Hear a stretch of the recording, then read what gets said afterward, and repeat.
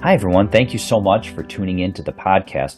Hey, I got a great guest this coming up. His name is Steve Gregory. He's a national correspondent for the iHeartMedia News Corp. He's been there since 2005. He's been with KFI AM, that's 640 in Los Angeles, for decades. He's one of America's most listened to newscasters. He hosts a popular radio show. It's called Unsolved with Steve Gregory. You can get that on the iHeartRadio app.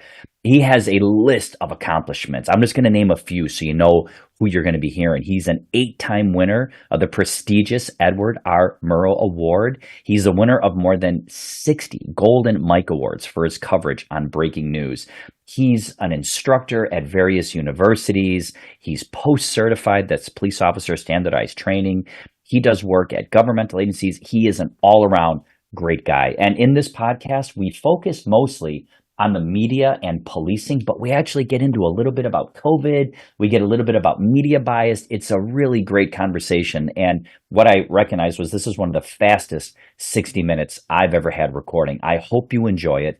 So without further delay, dear listeners, I give you Steve Gregory. Thanks for coming on the podcast, sir. My pleasure.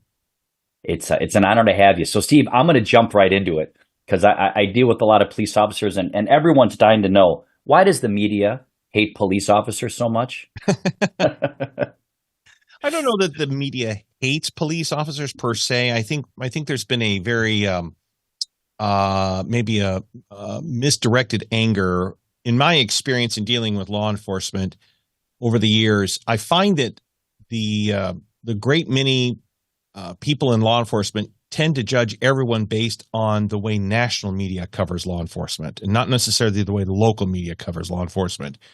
And I kind of equate it to when I ask cops, I said, do you enjoy working with bad cops? And no one has ever said, yes, I enjoy working with bad cops. And it's like, well, okay, it's the same for me. I don't enjoy working with bad reporters or reporters with an agenda or who have an axe to grind. I don't enjoy that either. But somehow you paint us with the broad brush. So now you kind of understand, how it feels on both sides here. To your question, I don't think the media hates law enforcement. I think there has been such a shift in the way law enforcement's being covered that I don't think law enforcement appreciates it. And I think if there were as many stories done about the positive aspects of law enforcement to equalize the negative stories about law enforcement, I don't think we'd be in the situation where we are now. Fair. I appreciate that. Steve, staying on that for a moment, is there such a thing as if it bleeds, it leads? Is that a thing in your world, or is that just us looking at you, through the fog? It exists. It's still there. I mean, I think even more so now than years ago. There was a time many years ago where people were trying to get away from that if it bleeds, it leads sort of mentality because everyone was tired of being barraged with this very negative sort of bad news right off the chute. But with the advent of social media and all the competition out there now, it's like I don't compete with my counterpart in radio down the street anymore. I'm competing with Twitter, X, Instagram. I'm competing with social media now. And so in order for me to grab those eyes and ears, I'm going to have to put something pretty compelling up front. And a lot of times it's murder. And a lot of times it's homicide. A lot of times it's missing people, missing children. A lot of times gruesome discoveries. I mean, anytime something bad's happening, we're leading with it because we need to grab those eyes and ears. And if anyone tells you, "Oh, we don't subscribe to that," they're not telling you the truth. That's fair. Going back to what you were talking about, how the coverage of policing has changed. How have you seen it? You've been doing this for how many decades have you been in? Well, I've been in the business technically 46 years. Wow. But I've been at KFI here in Los Angeles, just about 20 of that. Wow. Steve, you look great. I didn't think you were that old, to be honest with you. Holy moly. I have the soft focus on. Yeah, you're doing something great. Okay, so in that time then, you've seen decades and decades of this. How do you think, specifically with policing, and then I might just ask you more broadly with media, how has the coverage of policing evolved over that time? Well, 2020, it changed a lot. Not only did it change the way policing happens now and the approach to policing, but the way the media covers policing. There's been way more accountability, or at least a big push for accountability. Uh, Mhm. there's a big push for reform. So now we're covering a lot of what's happening in policing. So that's why it looks like there's probably a bigger effort or emphasis on police coverage, because there's been more happening in law enforcement. So we're Mm. covering that. Legislation has changed. There's even a new media access law in California as a result of 2020. It's Senate Bill 98, which a lot of my colleagues and myself disagree with, but that was born directly as a result of some fringe media that found a sympathetic lawmaker to write legislation to allow them to be treated like what I would consider, and I hate using this term, but legitimate journalist. It's because Mhm. it's really a kind of a subjective term, but let's just say journalists who derive their full time income from reporting every day and not hobbyists, like so many of these people are. So that's a good point there. Can you tell the listeners a little bit about SB 98? So, and without all the legalese, Yeah. the original draft was an assembly bill, and it was supposed to be tacked on to Penal Code 409.7, 409.5, which was drafted in the late 60s. And California at the time was only one of three states with an actual law that guaranteed access to the media in certain places of calamity. So natural disasters, earthquakes, floods, and whatnot. We could literally walk past the tape and go to the site of this earthquake and mudslide and whatever, without any retribution or without any problems from law enforcement. The only exceptions to that would be if it's a crime scene. If it's been designated as a crime scene, we can't get in there. So in the summer of 2020, when all of the civil unrest happened as a result of the George Floyd incident, um, reporters, some of the fringe media, were being arrested and detained, and they didn't have press credentials. Like I'm in my office right now, and this is the official credential of the Los Angeles County Sheriff's Department. This is the LAPD credential. We have to go through a live scan. For those that don't know, that's a Department of Justice background check. So when I see my colleagues wearing one of these two credentials, I know that the odds of me being attacked or being, messed with are very slim, because these people have gone through a background check. Now, Senate Bill 98 says that no one needs a credential anymore to get into these areas or behind a skirmish line. All they really have to have is a business card, really, and a company ID of sorts. Really, it's just anyone with a cell phone and claims to be media is to be treated like media, afforded the same access and everything else. So all the things I fight for as a board member of the Radio and Television News Association, now these individuals who are not full-time journalists, they get to benefit from the work we do behind the scenes on behalf of full-time journalists, if that makes sense. So Right. the legislation really was born from 2020, because a few of these reporters and photographers were detained and arrested because they wanted to play activist. And then when Mhm. they were getting in trouble, then they claimed they were journalists. And Mm. back then, any you could pretty much claim any type of victimization possible in my world, and a lawmaker is going to listen to you. And there hasn't been anything wrong that's happened or bad that's happened as a result of it. It's just that, like, in the infinite wisdom of the state legislature, all the language in the laws, including 409.5 and the one I mentioned before, it says a duly authorized member of the media. But the legislators never defined who an authorized member of the media is. And Yeah. they've had to leave that up to every agency to determine that on their own, at their own peril. LAPD is sort of drafted some policy around SB 98, and I worked with a task force at the LAPD to help them. LA County Mm. Sheriff's Department has pretty much said, we'll kind of address it if it becomes a problem. And Mhm. they're really leaning on having a credential as their means of access. So it until it's challenged in court, who knows Mhm. what's going to happen. God, that's fascinating. It seems so. A lot of the young officers who are coming on, they don't even know 2020 from the lens of policing. But a lot of us who were here before, and after we've seen a lot, we've seen many of the unrest from 2012 and 2008, even 2005. Right. I'm just so 2020 for you. What do you think? What is the perception of law enforcement now, post 2020, from your perspective?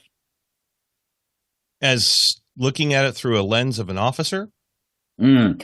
From journalism, would you? Oh, I'm thinking it from that perspective. Is there Um, sort of an inherent like lean or bend towards wanting to find the next Floyd incident? um, let me see if I can answer it this way. So again, what came from 2020 in journalism is now you have agencies that have funding positions called police accountability reporter. Mm. So that is a new position that's been funded Hmm. in a couple agencies now. You have criminal justice reporters now where you never really had them before. You Mhm. have police reform reporters or police,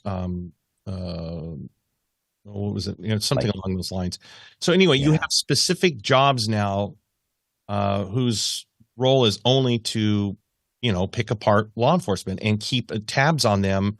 And I mean, right out of the chute, there's to me has some sort of a negative connotation to it. It's like, you're searching for all the bad stuff. I mean, that's what your new role is. right. Whereas me, as just a regular reporter, an investigative reporter, I have to cover the bad and the good. I'm not always looking for the bad. I do many, many features, positive features, highlighting interesting things, technologies, or whatever in law enforcement and in first responders. But if law enforcement screws up, I'm right there on the front lines too, and I'm gonna Sure. tell people, and that's why my relationship with law enforcement is very unique and different because they understand that I have to cover the bad with the good, but I do it in a very fair and balanced way. Do you see that difference between, say, your local media and your national media? That national media might not do that fair shake. They're only going to go for the hyperbole or the bleeds it leads type stuff. Absolutely. Uvalde Mm. was a good example of that. So when national media rolled into town in Uvalde, Texas, for that absolute horrible tragedy, national media was already rolling into town with a preconceived notion about gun control, and they're now in the heart Mhm. of Texas. And if you might recall the coverage, one network in particular that I recall, while they were showing a live press conference of Uvalde, getting an update from officials, in the bottom screen, there was a live picture in picture of Ted Cruz, Senator Ted Cruz, speaking Mhm. at the NRA convention in Texas. So they were juxtaposing this sort of, gun related violence with a gun convention, with the NRA Yeah, at the same time. So you really kind of had a pretty good idea what that network's perspective was. Now, yeah. locally, like I was watching some of the local coverage of that because I actually do a part of my teaching in my class that I do. I do a class called Communicating Uvalde, and we do a complete Huh. breakdown of the external communications that happened in Uvalde. And part of that is, and then we play it in class, and the students go through the class with me in real time. They listen to the press conference, they point out deficiencies, and we talk about them along the way.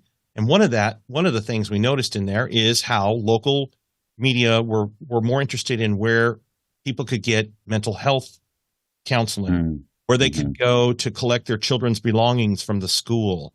It was about the local healing. It was about what they could do and getting response from local leaders. Nationally, it was about more about an agenda. I mean, they were airing the press conferences like everybody else was, but when you look into the Mhm. editorial part or the wrap up, they tend to go a different direction than the local media go. Do you think there? I got sort of a two-part question.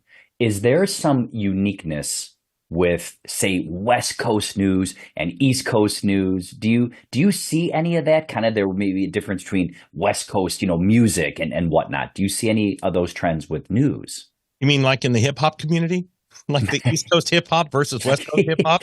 Right. Yeah. Is there some of that? Yes, there is actually, and I No just way. I just personally experienced it teaching a week long course in Florida, Huh. and so it's an 8 week executive leadership course in Polk County, Florida, and when they see that I'm coming from California, none of them in that class know who I am, but all Huh. they see is I'm coming from Los Angeles, California, so they Sure. automatically have a preconceived notion that I'm there to indoctrinate them into some sort of political lifestyle or some sort of political ideology. So they've already got it Wow. in their minds that I'm going out there to try to convince them of certain political views and bents. It took me about a day and a half, and it actually reflects it in my evaluations. It took me about a day and a half to convince them I wasn't there to change the way they feel about anything. I'm just there to teach them how to navigate the media, period. End of story. Whether it's your Yeah. media or national media, but they weren't having it. They automatically assumed I was there to convince them of liberal points of view because I come from Wow. California, and they've already got this in their mind that I'm there, and they showed no respect for me in the first day, in the first few hours, because I mean they were very defiant, Huh. and it was a bit of a challenge. It was a bit of a struggle, but then by the end of the Wow. week, we all became very good acquaintances. I got challenge coins, patches, so you know that it worked out well. Again, they would Yeah. certainly be given a challenge coin to someone who was trying to change their political leanings, but Right. but yeah, so I did experience that. There is already a conceived notion in some parts of the world that California is its own country. And Wow, so that's fascinating. So what about this, Steve? I've often wondered, are there conversations in the background that happen before someone goes live or before they run the story? Are there big talks like, hey, look, if we run this, we could be the flashpoint for a civil unrest, or this could be the story that generates, people tearing up the Grove, or name your mall in your city. Do they weigh the balance of that? I can't speak for how agencies approach it. I can only say that I would hope that someone would behind the scenes as a producer or an executive producer, even a news director, would sit there and say, we have to be careful how far we go with this because Hmm. we could incite some sort of a riot or civil unrest. I would like to think that they're that smart.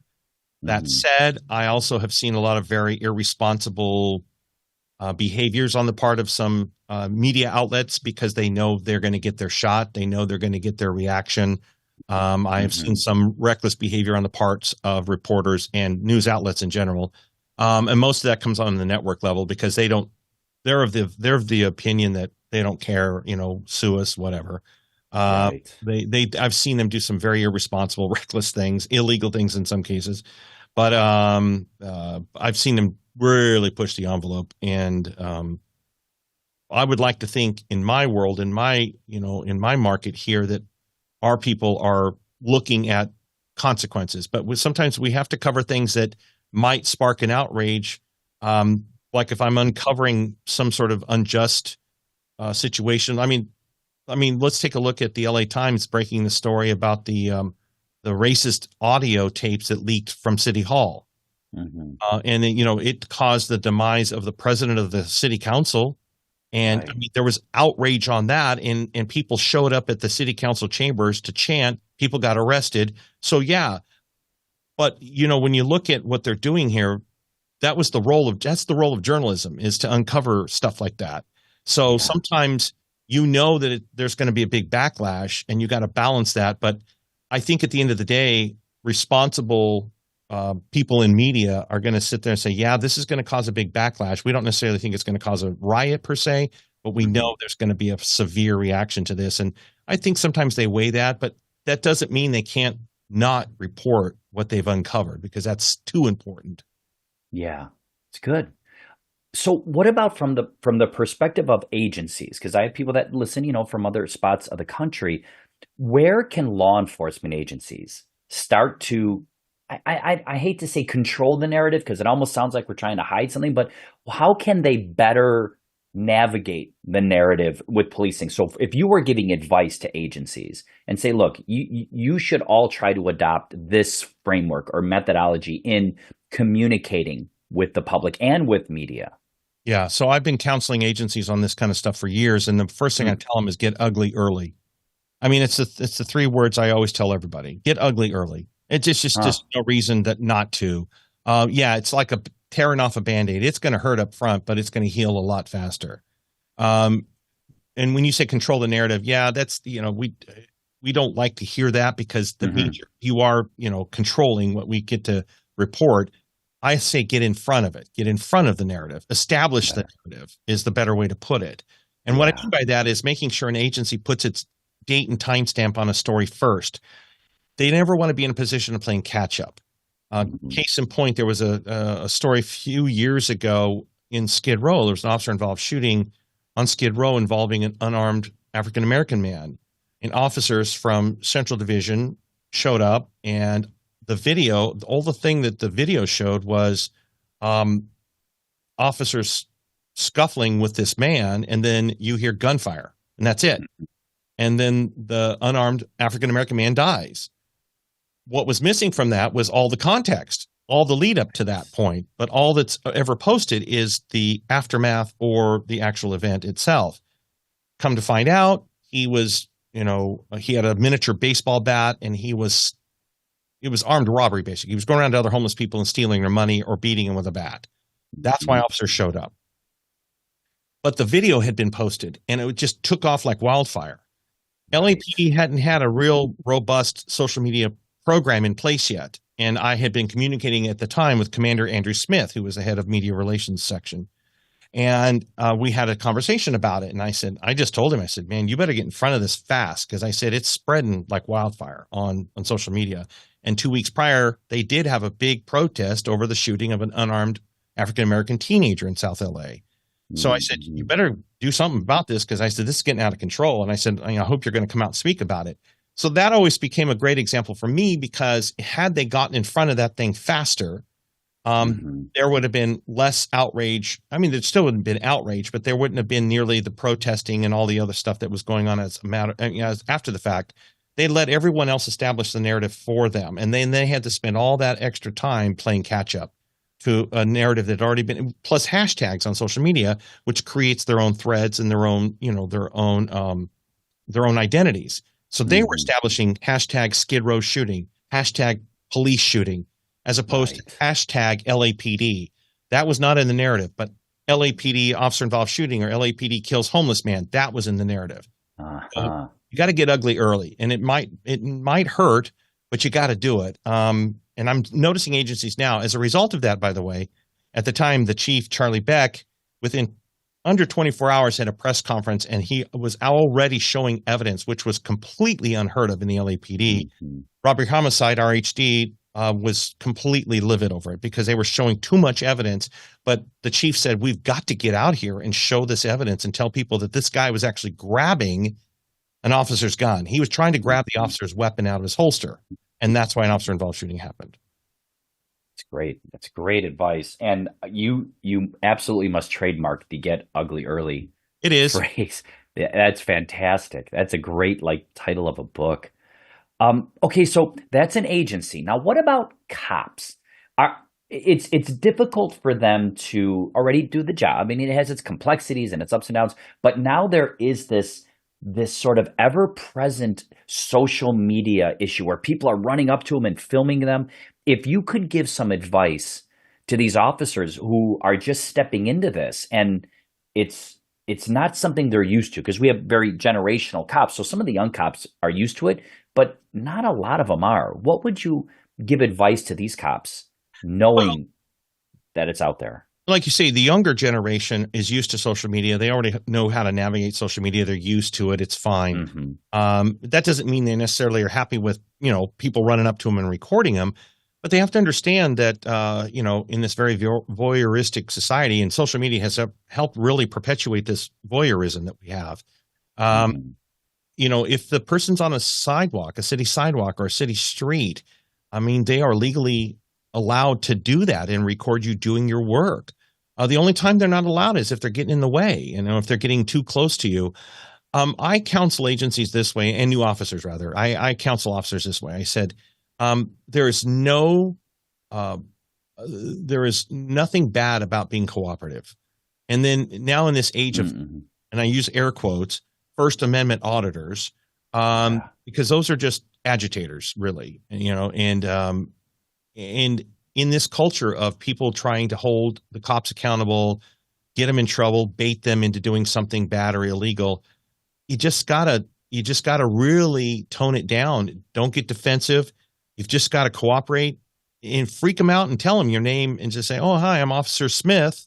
Oh, and what can I do for you?" And then it's like, well, what do you think about that? I was like, well, I don't really get paid for my opinion, but I can tell you that, an accident happened down here and this is what we know now. And Right. going back to Commander Andrew Smith, he did something one time I witnessed. If I hadn't seen it with my own eyes, I would have never believed it. And this is probably the best advice I can give to an officer, young and old. There was an OIS down in South LA. LAPD had been asked to assist probation, county probation, on a warrant, on the service of a warrant. And they get there, and probation goes in, LAPD comes in behind. The guy that they were after barricades himself in an I believe it was an attic or upper floor of a house. He Hmm. opens fire, hitting the LAPD officer in the face. Now, the officer fortunately survived, but it was a pretty big deal. Um, you can imagine the police presence and the EMS presence. So when we get there, when I roll up on scene, and by now it's dark, and we get there, and it's all, it's taped off, and there's all kinds of media around there. So Commander Smith's rolling up because we were told to wait for him. He was going to give us the official statement. He stops about, I don't know, about a half a block to a block away. He stops and he gets out, and the residents and neighbors had all been gathered there on the corner. And everyone, all the looky-loos are there. And when Sure. it's in someone's neighborhood and that they don't even know what's going on, it's frustrating as a resident. It's like, well, what's going on around here? Commander Smith gets out of the car and he walks over to the crowd. And then I start to walk down because I want to see what's going on. He walks up to the crowd and says, "Good evening. I'm Commander Andrew Smith of the Los Angeles Police Department. I notice you're all gathered here today. Would you like to know what happened?" And they're like, "Yeah, yeah, yeah." So he gives a press conference to the residents first before he Yeah. comes to us. So he gets out, he goes up there and says, "Are you guys ready?" And they're like, "Yeah, yeah." And they all pull out their phones and they're all recording him. He says, "At approximately 5 p.m. this afternoon, this and that and the other." And he goes down the whole list. And then at the end, he goes, "Are there any questions?" Hmm. Residents start asking questions, and they were all legitimate questions. Is it still safe? Is the shooter, yeah, we've got the shooter in custody. Is this, that, and the other? And they all ask questions. He goes, "Anything else?" He goes, "No." And they're like, he goes, "Okay, thank you very much. You guys have a wonderful evening. Be safe." He gets back in his Hmm. car, and then I'm walking back up, and he comes up. He gets out, and I go, "Why did you do that?" And he goes, "You know what? I saw them all standing there thinking to myself, they deserve to know what was going on in their own Yeah. neighborhood, because they're always seeing us there for bad stuff." He said, "Why don't Yeah. I just go over there and reinforce that they are safe? We've got the bad guy in custody. You're fine." And I said, it was so random and so spontaneous. And I thought to myself, he did more to put stuff in the bank of trust that day, the Mm. public's bank of trust, than anything you could have ever done. That's a long way around of saying, um, if you just treat these people like anybody else and be upfront, talk to them if they ask you questions that they don't have the answer to. Just say, "You know what, that's, it's above my pay grade. If you want to be funny or, whatever," and just say, "You need to contact a public information officer. They're happy to tell you, or contact my sergeant or Mhm. whomever." And then, but don't get defensive. Don't treat them like they don't belong there or they don't deserve to be there. And don't get into this legal thing back and forth, because it never ends well for the police officer, unfortunately. Yeah, they're very well trained because I've had a number of these instances, and what has always worked for me is opening up with, "Hey, thanks for being here.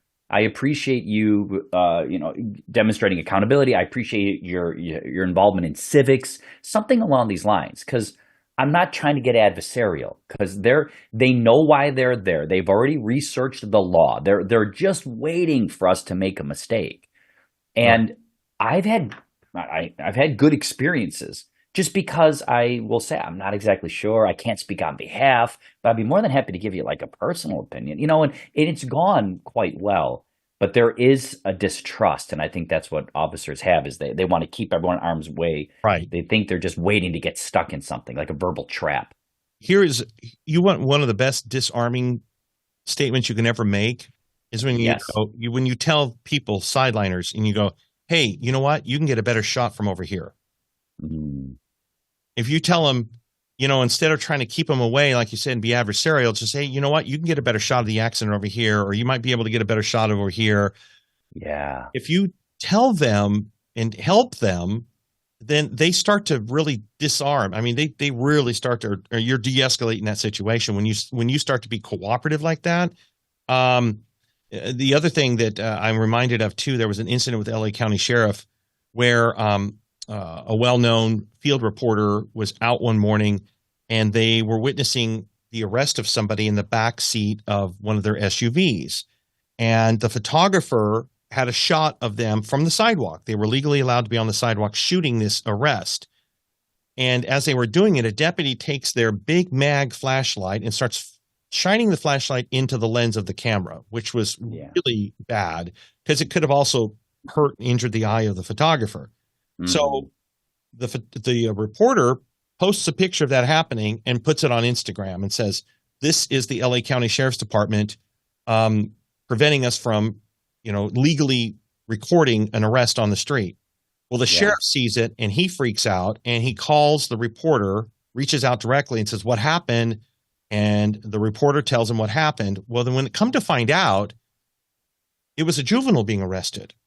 And the deputy thought in Oh, their mind they were trying to protect the identity of the juvenile, not which knowing. is reasonable. Right, Yeah. exactly, but not knowing that all the TV stations and all media here, we have a policy. We do not identify juveniles and we don't show their faces. We never have. Ah, So what happened, and I use that case study because I'm an adjunct instructor at the LA Sheriff's Department's Academy, and I use that as a case study because I said, all you had to have done was come over and say, "Hey guys, we're going to be arresting a juvenile here. Do me a favor, don't show their face."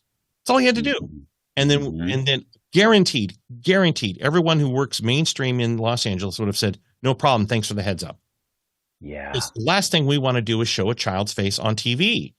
And but that was just the deputy thought they were doing the right thing, and the photographer and the reporter were doing what they were allowed to do legally. And there was this big disconnect in the middle, and all one had to do was go over and tell the other, "Hey, we're arresting. They're a juvenile. Please don't show their face."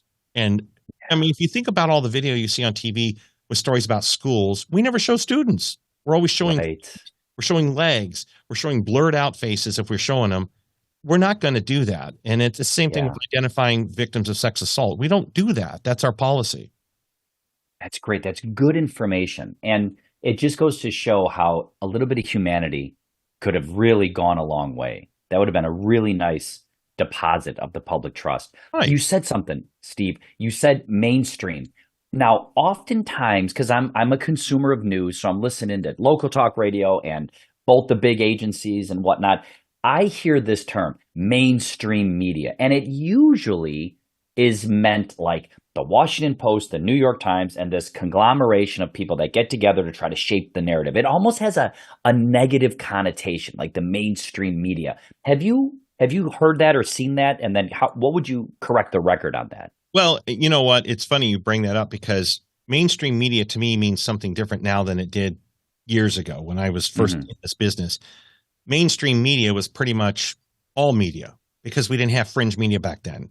Mm. You had opinion pieces, and when the internet was first created, you had blogs, and people started to do Hmm. blogging and giving their personal views. And mainstream media, I think, was kind of born from that because they had to disassociate themselves from Hmm. bloggers and people that were doing this, like just crazy stuff online, as opposed to people that were actually trained journalists that went through media ethics classes and knew what they were doing and, being objective and whatever the case was. But now mainstream media to me is anyone who sort of derives their income full time as a journalist, part Mm. timers or freelancers or things like that work for legitimate media organizations.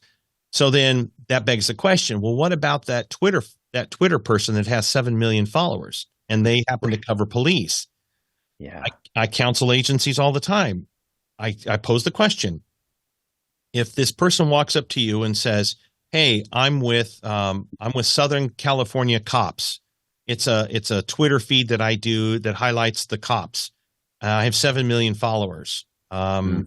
Can I get into to the press conference?" I ask the officers, "What are you going to do?" Or, "Can I get into the wildfire scene?" Or, "What are you going to do? How do you treat them?" And then Yeah. the answers are mixed. And really, how I counsel is like, well, listen, you can't discount their footprint. If they get 7 million Hmm. followers, that's more than all of the media outlets combined in that location, I guarantee you. And Right. what you do, and here's how you navigate that. You say, you know what, hold on just a second, let me check something. And then you go over and either call the PIO if they're there or call them on the phone and say, hey, look up this account real quick, do a quick scan on this account, tell me what they're all about. They're asking Hmm. for access. And then you go scrolling through there, and if you look at their coverage of it, and it all appears like it's either balanced or it's pro cop if you want to go that route. But if at least it appears balanced and they're not, a bunch of crazy people, then what's the harm in saying, yeah, come on in, no problem. There's a press release over there. And if you need to ask a Right. question, raise your hand. Why not welcome them? And then all of a sudden, whatever happens in that press conference is now going to be seen at least by 7 million followers. Yeah. It's a good point. Do you see, Steve, this blurring of the lines between your journalists and your pundits and how people can get those confused? Yeah, that's a great question. When I first got in the business, I was raised in what we call a news wheel format, and Mm. that's like we're doing news updates every 10 minutes. So it's news, Right. news, news, news, news, news, news. No, there was no talk when I was first trained, and then Yeah. when I started working in Phoenix, I was there for 5 years before I got here to LA. All of a sudden, I was introduced into this news talk culture, this news talk Hmm. format, and they wanted us to be on the talk shows more often to debrief our stories. I thought, oh, that's kind of interesting. Okay. But when I would get on there, the host would invariably ask me, well, how do you feel about this? Or how do you think about this? I'm like, I don't want to give my opinion because I don't get paid for my opinion. Mm. So I came up with this joking way of answering, saying, I don't get paid enough for my opinion. You start paying me your Mm. money, then I'll give you my opinion. And that's the way I Right. was able to get around all of that. But then if you look back at Fox News, for instance, Fox News started out as a morning show. The Fox News channel, as we know it today, actually started out as a variety show in the mornings, a morning variety show. And Wow. it would have all these fun interviews, and it was done from an apartment in Manhattan. Tom Bergeron, I believe, was the very first host. And then at the Huh. top of the hour, they would go to news, and at the bottom of the hour, they would go to news. So there was a newscast at the top and the bottom of each hour. And then that slowly went away and went into this editorial sort of content where now it was about talk shows and opinions and views. And Hmm. then back to my example, when I got out here to KFI, that was a huge model where we had to get thrust into the talk shows. So you took fact-based journalism that I do, Hmm. and you're throwing me into the wolves of an afternoon show like John and Ken that we Sure. have here, and their views are very clear, and they want me to report. They want me to sort of report in line with how they feel. I could tell, Right. and I would have Yeah. to navigate out of that and say, "Yeah, listen, guys, I don't see it like that. That's not the way it goes. Uh-huh. You're allowed to have your opinion." So to your original point, I don't see it because I know where the line's at. I personally see where the line's at, but I could see where Hmm. people might get confused. So that's why the term infotainment came up because people Mm. were taking fact-based news and reporting and they were putting it into these talk shows and they were sort of blending them together and knowing that the straight news wasn't really. I mean, look at CNN. Headline news went away. The CNN that I knew years ago that I used to love to watch was all Yeah. news based. It had a news wheel. And then that Yeah. way, because they realized that wasn't tracking anymore. They were making more money bringing in people to espouse their views about stuff and pundits. So you got to learn how to, everyone has their favorite place. You just said yourself, you're a consumer of news and you've got your favorite places to go for news. That's Hmm. fine. And why did you select those outlets? Well, they probably go further in line with your value system and Right. learn to trust them. That's fine. But I always tell people, look at 2 and 3 outlets. Look at a Yeah. story online, look at one on TV and listen to one on the radio or whatever, any combination thereof, and Yeah. then decide what you're going to take away from that. Because unfortunately, there's not one source of news for me anymore that I count on. I just there's not Hmm. one place I go to anymore. I have one favorite network that I go to, and it's not in the United States. I'll just put it that way. Yeah. Yeah, it's interesting. I'll read something in the Post and I want to see if the Wall Street Journal has something on it. and Hmm. then maybe the times, and somewhere in there is like the story, and everyone else has sort of shaped it a certain way. Even the title of the Well, story, which go ahead. you no, no, no. I don't interrupt. No, go. Please finish your thought. Well, but the title sometimes is so pervasive because you read a title, but then you start reading the article, and it might not jive with what the title is. But we grabbed you, right?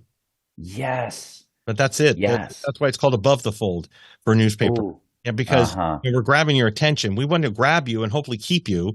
Um, Yeah. and it's funny, Tom, you bring that example up because it was the LA Times the other day. I saw a post on X that talked about President Biden being in town, and he was making an appearance at oh, it was at Haim Saban's house. I can't remember Oh, the sure. yeah. Yeah. So everyone knows him as a very wealthy individual. He's a big philanthropist. A lot of buildings named after him.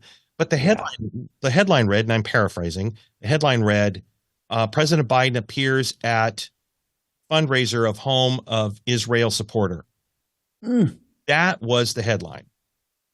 I'm Wow. thinking, really? I mean, we have to do that now instead of just saying goes to the home of philanthropist Haim Saban. Yeah. Like, why did you have to say, President Biden goes to home of Israel supporter?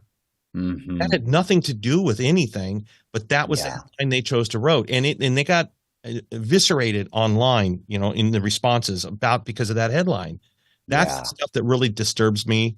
I'm also, you remember this shooting in Monterey Park a year ago, January, that Hmm. tragedy at the dance hall.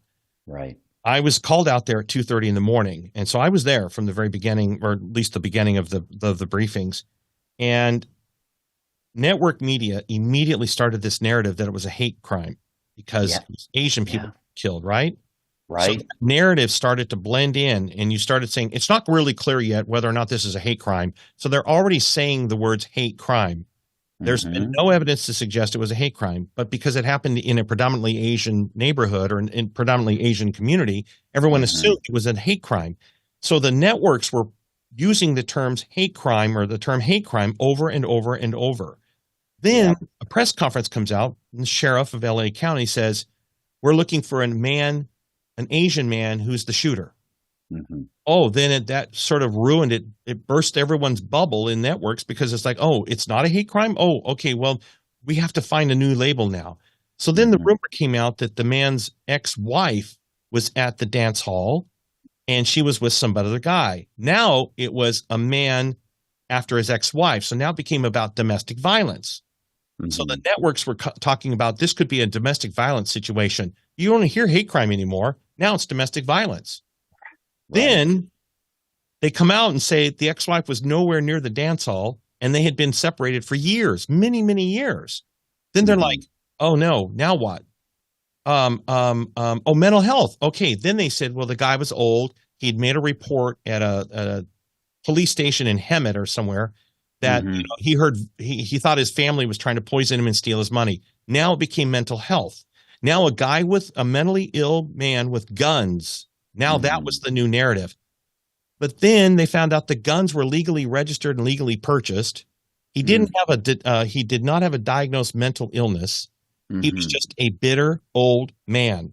And the networks could not wrap their heads around the fact that a man was single, alone, holed up in a trailer, had guns Hmm. illegally purchased, and he decided to go out with a bang, so to speak. And Right. and the networks were losing their minds because they didn't have a label to put the story on. Wow. It's brilliant how you weaved us through that, because in hindsight now you look at the trajectory of that, Mhm. and my goodness, yeah, we were taken on this ride as opposed to, hey, we're going to wait and see. This is what we know right now. Right, and you never go back and say, well, wait a minute, what happened to the hate crime thing? And so one of the Right. press conferences, a member of the board of supervisors literally comes out and she says, and we're tired of these hate crimes and blah blah blah blah blah. And I'm like, Hmm. okay, so I make note of it because they were already said we're looking for we're looking for a male shooter, and it was suggested it was an Asian guy at that point. So I got first question, and I said, well, sheriff, I said she said it was a hate crime. I said, you're saying it's not a hate crime, so is it a hate crime or not a hate crime? Hmm. And then the sheriff, to his credit, he says, "Well, what would you call it? I mean, someone who walks in with a gun and opens fire." And I said, "Well, yeah, but that's not what we're talking about here. We're not talking about someone's anger Right. issues. We're talking about Right. one race versus another race." And Yeah. so he realized that she stepped on it, as she most typically always does.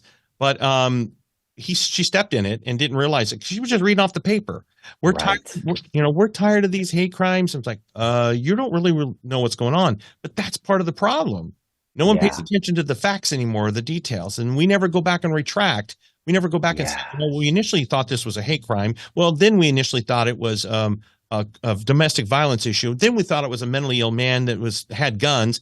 But you know what? It wasn't any of that. It ended up just being a bitter old man who just wanted to die. Yeah. Oh, it's fascinating. And then of course it supports if there is a hashtag trending like stop Asian hate, and Mhm. this was something that could support that hashtag Yeah. and you could see it. So Steve, this just spontaneously came to me because I'm so curious now with some of your expertise. Did you sit back and watch COVID and the coverage of COVID with with awe to just see how this branched into something that became political all of a sudden, and then families were getting split up not by the disease but by how you thought and or reported on it. From your experience, was that something unique for you? Yeah, I mean, and I was tasked with leading our COVID coverage at KFI and for iHeart, Wow. my parent company. So I was on the front lines of covering that from when we first found out about it, and I had to help develop our coverage plan on how we were going to cover it with all of the. I mean, we figured we had what, 3 or 4 updates a day coming in from government. We Right. had LA City, we had LA County, we had the state of California, and then we had and then the federal. And we had 4 updates every day coming in with all kinds of different information. And we had to figure out how to filter all that and make it work. In Hmm. fact, the LA County Health Department, and they're going to deny it, but it's true because I was told off the record this is how it happened. They actually changed the way they were reporting numbers because of the way I started reporting numbers, because they were listening to the way we were doing it in the mornings. So if you remember, it was just a data dump. And I'm talking about the LA Uh-huh. County Health Department. It was a data dump. This, but there was no context. We didn't understand what that meant. And Yeah. and then, you know, they were saying, well, approximately 1,200 people in the hospital with COVID right now, COVID cases in the hospital. Then we started to find out, well, not 1,200 people were not admitted to the hospital with COVID. Only 200 were admitted with COVID. The other 1,000 were there for appendicitis, broken legs, and then they happened to be tested while they were there and found out they were positive. So there Mm. was this horrible, horrible way of the way that they were reporting numbers and attaching context to those numbers. So we Yeah. started doing, instead of just number salads, we started doing percentages. And we're like, hospitalizations are up 8% this week as opposed to 6% last week. And we wanted to give them just small digestible pieces. And then the context with it being, and of that, and because we kept asking the health department, okay, how many of those were admitted because of COVID?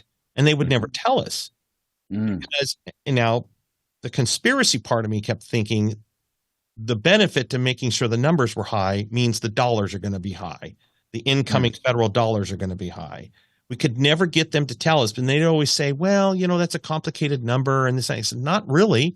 Not if you tell the Mhm. hospitals how many people were tested for COVID while in the hospital and how many were admitted because of COVID. Those are two Mm. different numbers. Um, and the same thing at the coroner's office. Okay, Really? well, okay, did they die from COVID, complications of COVID, or did they die from a drug overdose? And then they happened to test because they were testing dead bodies for COVID at the time. They wanted to see if the COVID virus was in the system. So was the Yeah. cause of death because of that or the manner of death because of that? And they would never break that out for us. So Wow. I always felt like we were never getting the full picture. And so we would push, push, push, push. But I have never seen in my life, in my career, I've never seen a bigger failure in government than I did the COVID pandemic. And so when you say a failure in government, are we Failure, saying failure in communication. okay, Failure from in from a communication. media perspective? From a media perspective and from an execution perspective too. I think the way they executed a lot of things was horribly done. And let me tell you, I've also Mm. said this on the air many, many times before. If you would have let the LA County Fire Department and the LA City Fire Department run the county of Los Angeles and the city of Los Angeles, if you would have let them run everything and take the politicians out of it, we would have been through this thing faster. Everyone would have been treated fairly. Everyone would have been treated quicker. It was, if you had let people in the EMS and the first responder world handle all of this and take the politicians out, this Hmm. pandemic would have been handled a hell of a lot better, and including on the federal level, because this became a weaponization of a situation, and it was horrible to watch. It was disturbing to watch, and just the politics of it, where you couldn't go to church because you couldn't congregate even outdoors. You couldn't congregate to for your Right. religion, but you could go out in the streets and protest.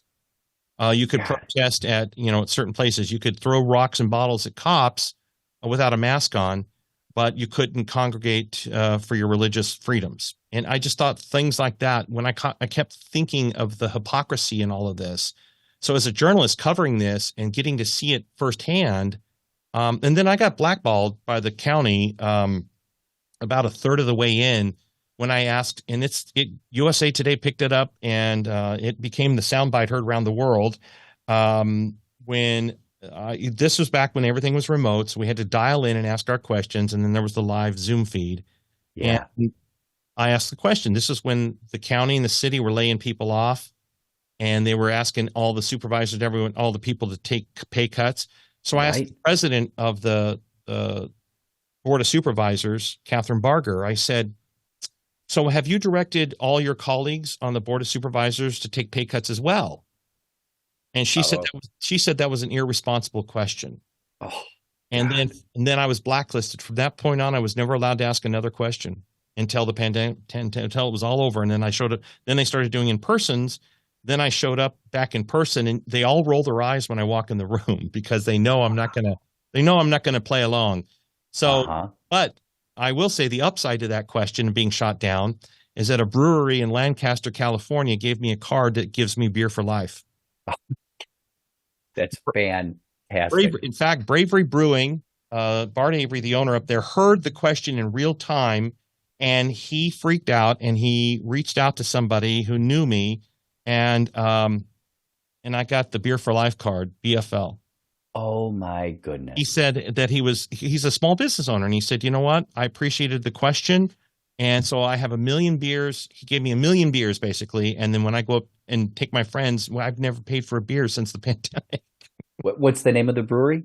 Bravery Brewing in Lancaster, California, and it's a very military friendly, cop friendly bar, or not bar, brewery. Uh-huh. It's amazing beer up there, and he's become a friend. He has some of our shows do remotes up there, so he's been kind of a friend of the station as well. But yeah, so that was kind of the upside to that, was getting beer for life. But Wow. yeah, he is Bart heard that in real time. And here's the thing. So I asked the question. She says it's an irresponsible question. I'm like, Mhm. okay, whatever. So I got muted after that. Never got to ask a question again. I went on about my business. I didn't realize the impact that question was going to have. So Yeah. it was pretty funny. It's fantastic. If you're ever out in Lancaster, you got to hit the brewery, Bravery Brewing. Yep. That's brewery. That's fantastic. What a great story. Gosh, I would love to know even I'd love to really jump down the rabbit hole of that. Um, Let me ask you this. What is How can law enforcement leverage media as opposed to it feeling like it's always adversarial? How can, and if you can, maybe take us from the low level, the street cop, all the way up to operationally to an agency? How can we get better with this and improve our relationship? We talk a lot about public trust. I'd much rather have a good relationship with media as well. So, what do So you think? What advice can you give us? yeah, so I tell officers and deputies alike, I tell them to find their friendly. Find a Mm, reporter that they can trust, someone that they like, and tell them stories. Tell them things that they do on the street. The problem with mm, cops and deputies is if, they feel like that everything they do is just routine. It's normal for them. They're used to giving money to a homeless person. They're used to helping, deliver a baby in a car. They're used to these things. It's mm, daily for them, but they don't realize they're sitting on gold when it comes to stories. And I tell Mhm. them, I said, you are your agency's best storytellers. You are. Because if I don't know about it, no one else is going to know about it. And the way you do that is you've got to communicate and you've got to tell us what's going on. So whether it's telling the PIO or if you have a friendly in your pocket, tell that person, give me a call or give the reporter a call and say, hey, you know what we did today? We There was a homeless family down here and we took them to dinner at Olive Garden or something and we were able to give Mhm. them dinner. Don't feel ashamed to tell us that because that is a great story. So many times they feel like if it's not worth doing because they just figure we're not going to cover the positive story anyway, so why do it? Why bother? Right. And that's not true. And it's not to say that every time you tell us something, it's going to be on the air. That's not the way it works. But Sure. frequency is what, and repetition is our business. You've got to keep telling us the stuff, and it's going to stick. Eventually, it sticks, but you got to keep Mm. telling us. You can't tell us once a month. Um, and I tell them, take 60 Yeah. seconds out of your shift, 60 seconds out of your day to tell a PIO, a sergeant, a captain, or a reporter about what you did today. Take 60 seconds and tell us what you did today. I'm the expert of identifying a story that could translate very well. Um, and you know as well as I do that these viral videos now, it's the weirdest stuff is the stuff that goes viral.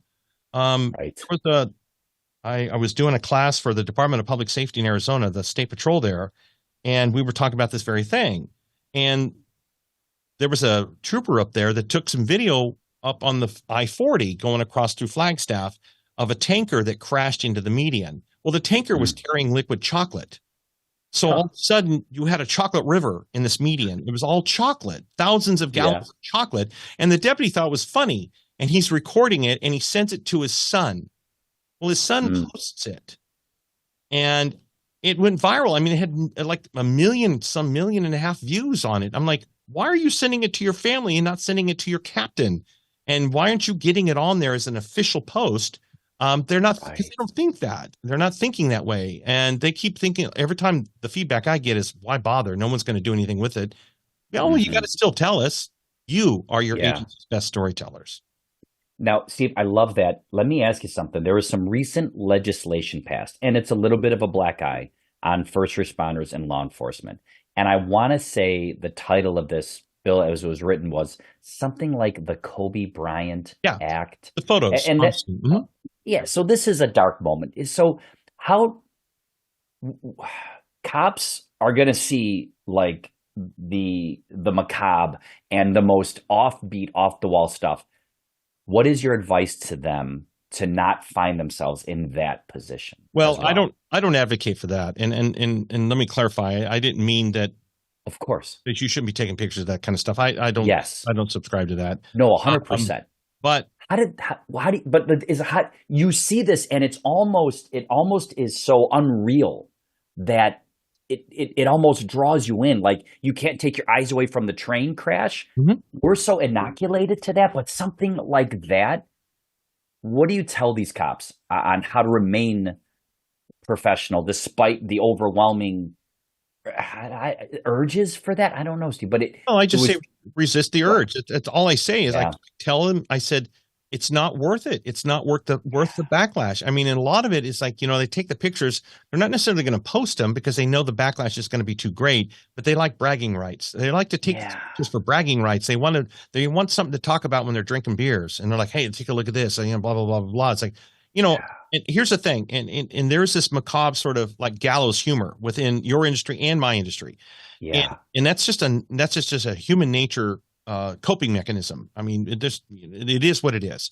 Hmm. And but I would never advocate for someone taking pictures of a sensitive scene like that for two Yeah. reasons. One, it's really unethical, and two, it could jeopardize an investigation. And Mm. that's the other thing is that, when you start taking pictures like that, and look what happened in the Kobe Bryant situation.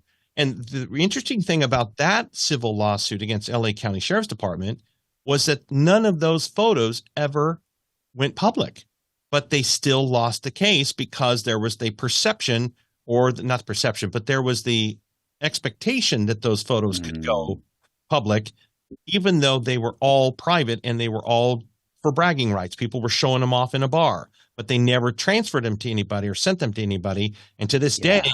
to my knowledge, none of those photos has ever been published. I Yeah. think somewhere down the line, many years from now, I think one or two of those photos are going to surface, to be honest with you. Yeah. But That's a great point, though. yeah, This has never hit the public sphere, no, and yet it they was got in trouble. still, Yeah. yeah. There, that's what I'm looking for. That's the advice. Steve, let me ask you this: as I come up on the hour, and I want to be cognizant of your time, is there a story or a situation that you reflect on that really struck you? Maybe something you want to share with us that you covered, and maybe it was something that pulled at the heartstrings or gave you hope with humanity, despite its tragedy. Is there something you'd like to share with us that maybe you have? Hmm.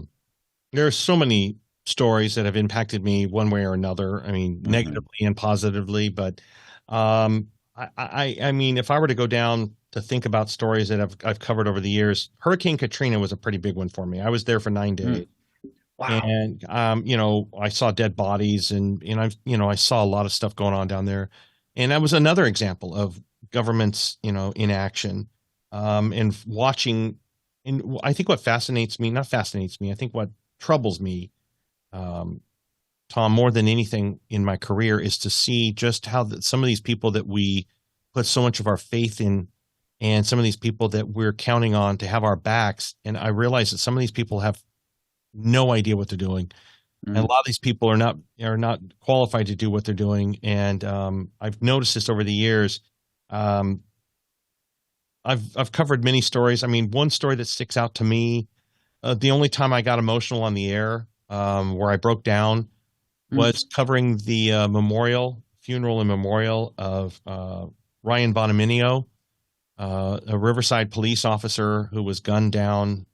Can't remember the year, but he answered a call one night on a stolen truck.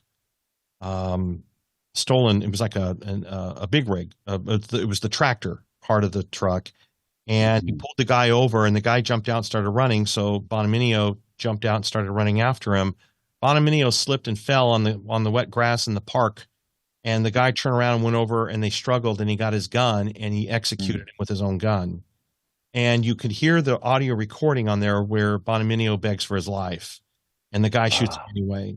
So I covered the case and I covered the trial, and I remember the defense, trying to claim that he had fetal alcohol syndrome or something else, and that he wasn't responsible for his actions and the whole 9 yards. Mm. But his parents, and I believe to this day, every Sunday morning they go out there and take flowers to the site because he's at the National Cemetery out there in Riverside County. And but I went to that memorial and I covered it that day, and there was such a huge police presence there, and they were all around that lake.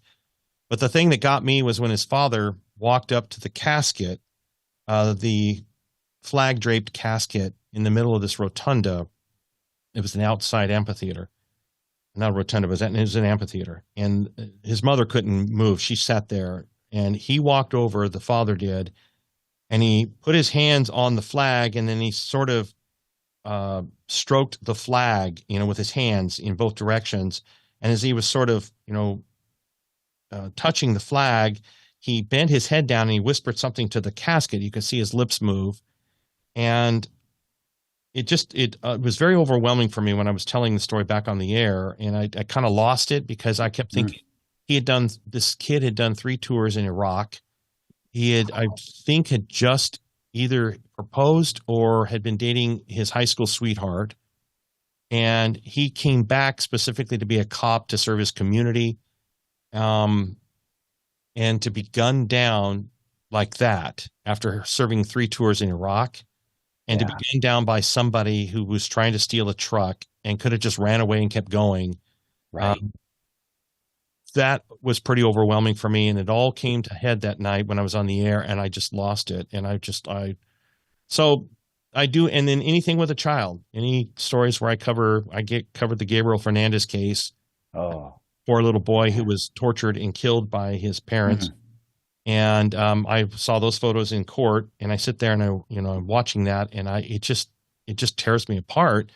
I get Yeah. to see some of the worst in humanity, but I do get to see some of the best in humanity too. So Yeah.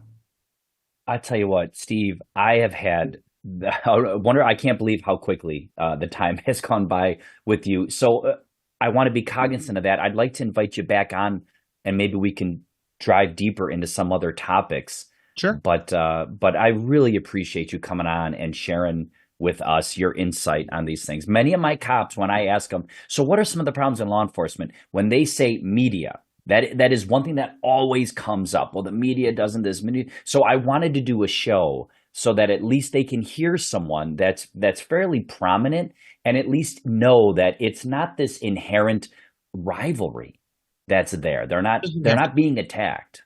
No, it doesn't have to be. The thing is that it's like I always say. It's like we're both we both have jobs to do. We're both important parts of democracy and society. We can coexist and we can disagree without being disagreeable. It's fantastic. Steve Gregory, thank you so much, sir, for coming on. My pleasure. Thank you so much for listening. I hope you enjoyed that podcast as much as I enjoyed recording it. And as I've tried to do, I like to leave the show with a few words. So, with that, as we exit away, Malcolm X once said, "The most powerful entity on earth is the media. The media have the power to make the innocent guilty and to make the guilty innocent. And that is because the media controls the minds of the masses." We'll see you next time.